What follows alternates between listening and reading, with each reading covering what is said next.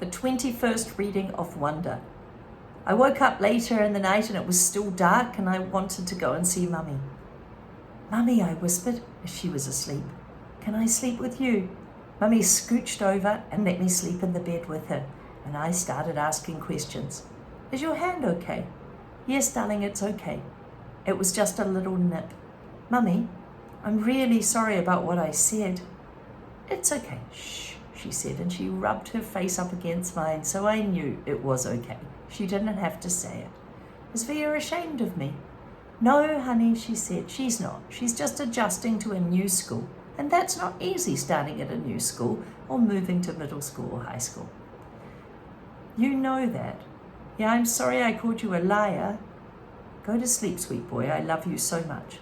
I love you too, Mummy. So it's not okay to say something like that, but it doesn't mean you mean it. Mummy, is Daisy with Grands now? I think so. Are they in heaven? How do people look the same when they get to heaven? I don't know. Nobody really knows. But then how do they find each other? I don't know, sweetie, and she sounded really tired because it was the middle of the night. They just feel it. You don't need your eyes to love, right? It's just a feeling inside. And that's how it is in heaven. It's just love. And no one forgets who they love. She kissed me again. Now go to sleep, honey, it's late, and I'm so tired. But I couldn't go to sleep even after I knew she'd fallen asleep. I could hear Daddy sleeping too, and I imagined Via sleeping down the hallway, and I wondered if Daisy was sleeping in heaven right now. And if she was sleeping, was she dreaming about me? And I wondered how it would feel to be in heaven someday and not have my face like it is anymore. Just like never. Just like it never ever mattered to Daisy what my face looked like. Oh, he's now thinking about what it would be like not to have his face. Understudy. Via brought home 3 tickets for her school play. 3 tickets. So now the author didn't have to tell you that all 3 of them were going. She brought home 3 tickets for the school play. We never mentioned the fight we had over dinner again, and on the night of the play, right before she and Justin were leaving to get to their school early, she gave me a big hug and told me she loved me and she was proud to be my sister. That was the first time, this was the first time in Via's new school. It was much bigger than her old school and 1,000 times bigger than my school. More hallways, more room for people. The only thing bad about my bionic Lobot hearing aids was the fact that I couldn't wear a baseball cap anymore. In situations like these, baseball caps came in really handy. Sometimes I wish I could still get away with wearing the old astronaut helmet I used to wear when I was little. Believe it or not, people would think seeing a kid in an astronaut helmet was a lot less weird than seeing my face. Anyway, I kept my head down as I walked right behind Mum through the long, bright hallways. We followed the crowd to the auditorium where students handed out programs at the front of the entrance. We found seats in the 5th row, close to the middle, and as soon as we sat down, Mum started looking inside the pocketbook, which is her pocketbook. I can't believe I forgot my glasses, she said. Dad shook his head, and Mum was always forgetting her glasses or her keys or something or other. She was a bit flaky that way. You want to move closer? No, said Mum, I can see okay. Speak now or forever hold your peace, said Dad. No, I'm fine. Look, there's Justin, I said to Dad, pointing out Justin's picture in the program. The program is the little booklet you get when you go to a show. That's a nice picture of him, he answered, nodding. How come there's no picture of Via, I said. Well, she's the understudy, but look, here's her name. Just a reminder that the understudy is the person that practices and practices just in case the other people get sick and can't go on the stage. Imagine if somebody gets sick and then the show can't go on. So they have an understudy and they usually learn the lines of a couple of different characters. And if somebody gets sick, they go on. Why do they call it an understudy? Well, look at Miranda's picture, said Mum to Dad. I don't think I'd ever recognize her. Mum, why do they call it an understudy? It's what they call people who replace the actor if they can't perform for some reason. Did you hear that Martin's getting remarried, said Mum. Are you kidding me? Who's Martin? Miranda's father, Mum answered, and then to Dad, who told you? Oh, I ran into Miranda's mother in the subway. She's not happy about it. He has a new baby and everything. Whoa. What are you guys talking about? Nothing. But why do they call it an understudy? I don't know, Augie. Maybe because the actors kind of study under the main actor or something, I don't know. I was going to say something else, but then the lights went down and the audience got very quiet very quickly. I think it's really significant that they've just said that Miranda's parents are getting remarried to different people. So they've divorced and they're getting remarried. So maybe Miranda's feeling a bit nervous about that, having a stepmother, maybe. But you shouldn't feel nervous about that. Yeah? That you have extra people to love you.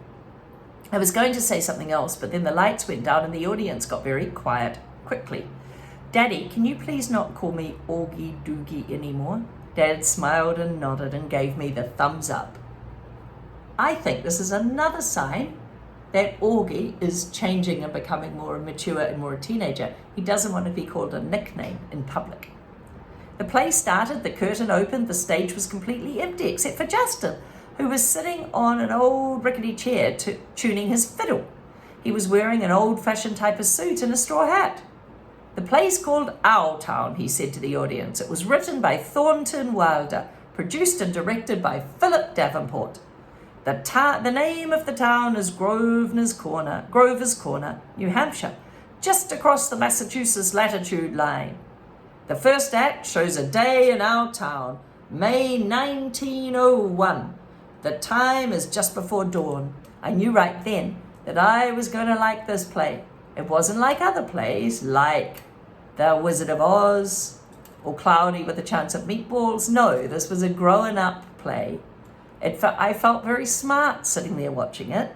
A little later in the play, a character named Mrs. Webb calls out for her daughter.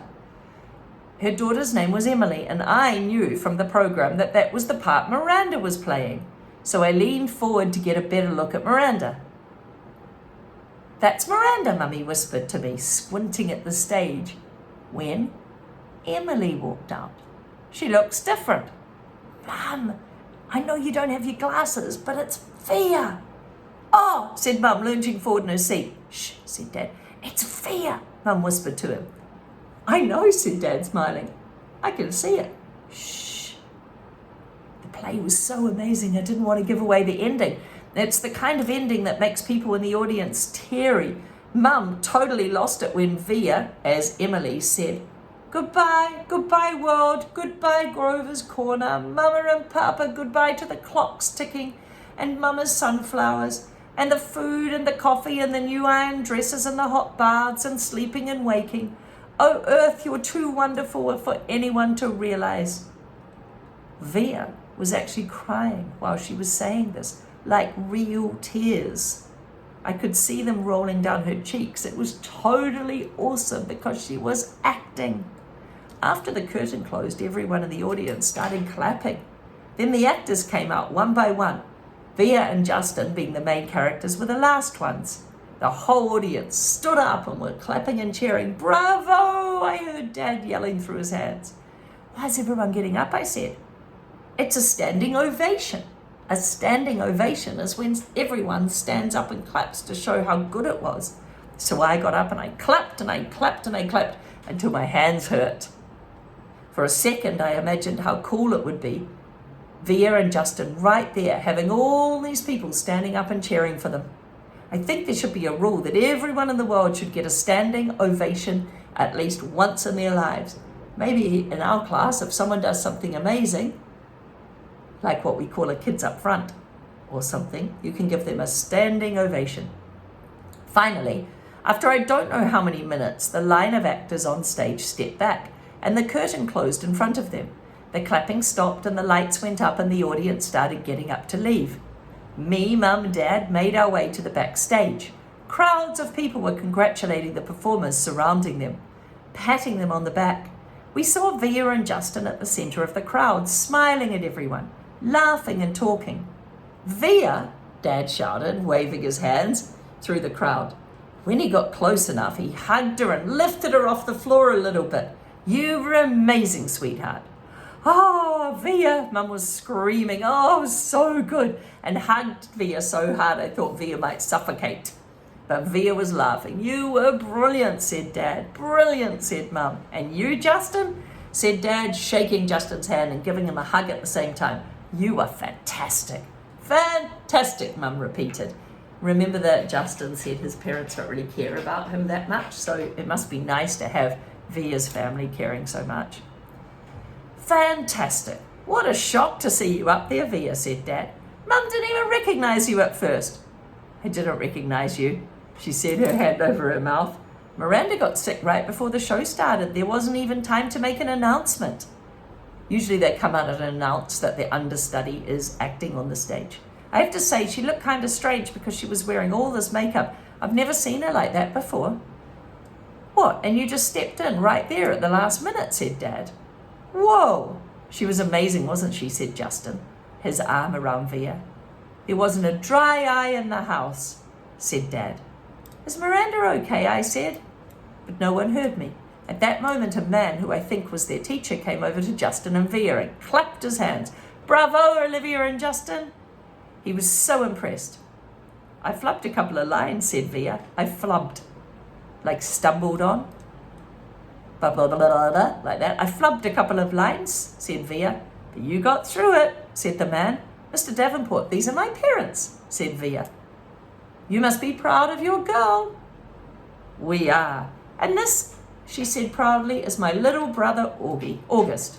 He looked like he was about to say something and suddenly he froze when he looked at me. Mr. D, said Justin, pulling him by the arm, come meet my mum. Justin's so sensitive, he realised that the teacher got a bit of a shock when he saw Augie. So he kind of took him away. Let him think about it and then maybe go back, or next time he sees Augie, he could just react normally. Via was about to say something to me, but then someone else came over and started talking to her. And before I knew it, I was kind of alone in a crowd.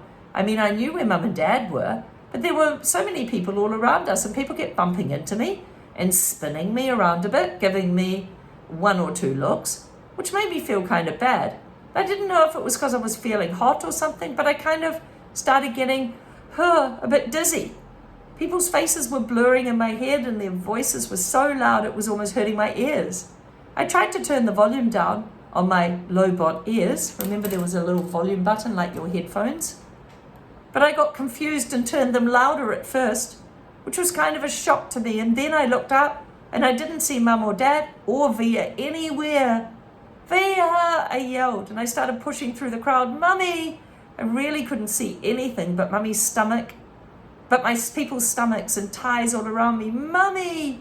Just remember, this is his first real experience of being in crowds because his mum and dad had protected him, but now they realize he has to have these experiences if he's going to live in the real world normally and not just be home all the time.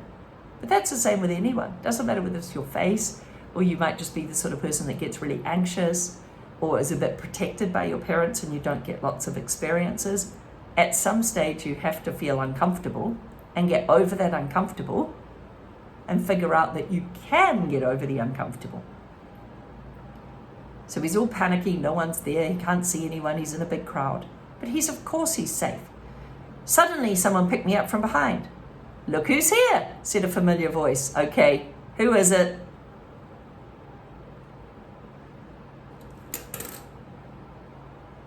At first I thought it was Via, and then she said, Hey, Major Tom. Miranda, I answered, and I gave her the tightest hug I could give her.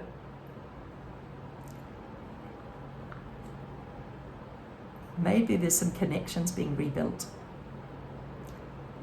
Think about the connections that have been made. They might not be just with people, or they might be new connections, or they might be with a place.